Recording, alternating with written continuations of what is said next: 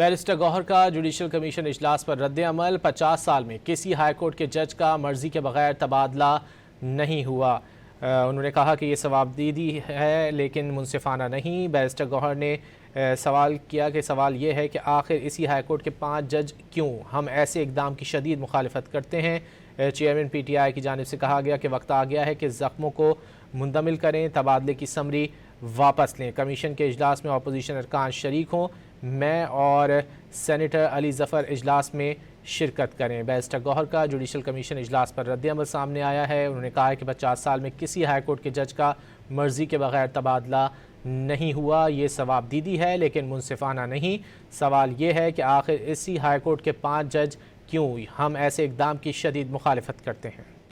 Barrister Gauhar का judicial commission इजलास पर रद्द अमल। 50 साल में किसी हाई कोर्ट के जज का मर्जी के बगैर तबादला नहीं हुआ।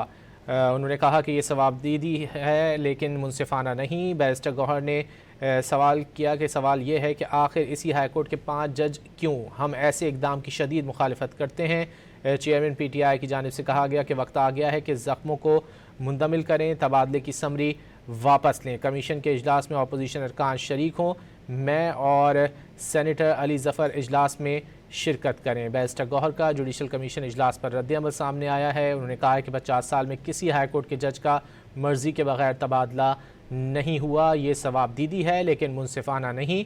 सवाल ये है कि आखिर इसी हाई कोर्ट के 5 जज क्यों हम ऐसे इकदाम की शदीद मुखालफत करते हैं।